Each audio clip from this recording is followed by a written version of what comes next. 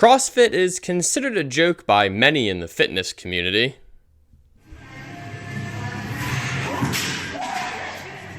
For things like their kipping pull-ups or kipping dips. And the CrossFit Games are no exception, with competitions held on wet surfaces, this squat form. Jesus Christ. But this time, they irreversibly fucked up. They killed someone. And the circumstances are so preposterous that they are almost hard to believe. The final image today is this: 28-year-old Lazar Dukic from Serbia. The actual footage has been scrubbed, so footage of the footage is all that we have. Don Fall and Dave Castro, who are the CEO of CrossFit and the director of the CrossFit Games, respectively, made the dumbest possible decision when planning the 2024 edition of the Games. During the peak of summer, in the boiling Texas heat, they put a 3.5-mile run before a half-mile swim on the opening day of the competition. For context, there is a very important reason that swimming comes first in every other triathlon-style competition. And that's because if someone reaches the point of total exhaustion, it is much safer to do so on land than in the water.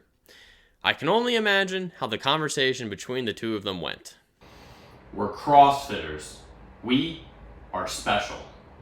And don't need to follow conventional rules. And that is why our athletes should complete the swimming portion of our event after running 3.5 miles in the sweltering Texas heat. Somehow, things get much worse.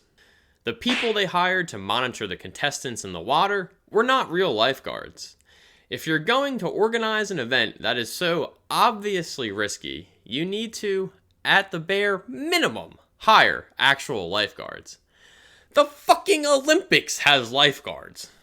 Now, you may be wondering how I know that these paddleboarders are not actual lifeguards. And the answer is quite simple. First, they do not have any flotation devices to throw to someone or jump in the water with.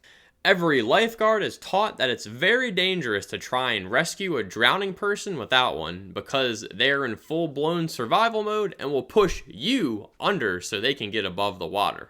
Second, they did not recognize the textbook signs of drowning occurring directly in both their lines of sight.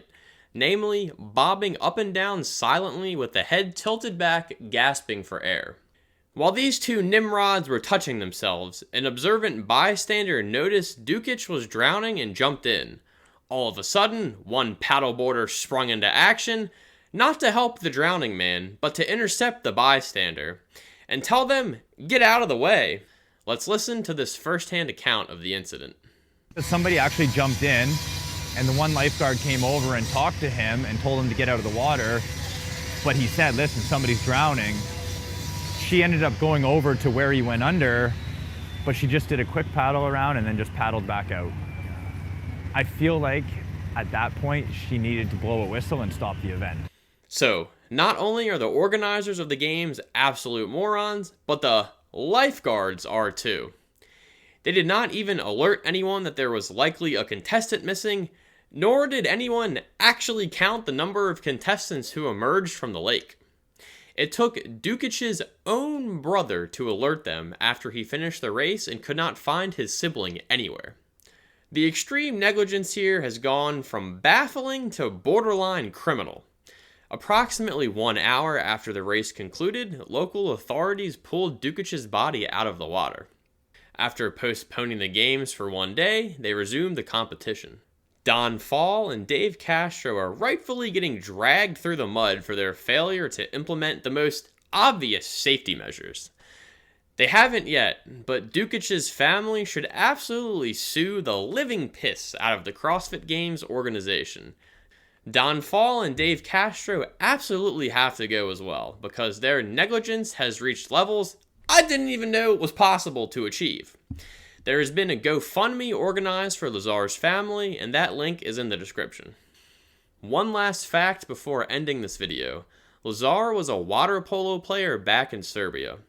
The fact that an experienced swimmer like him was able to drown in these circumstances exemplifies how unnecessarily dangerous the conditions were.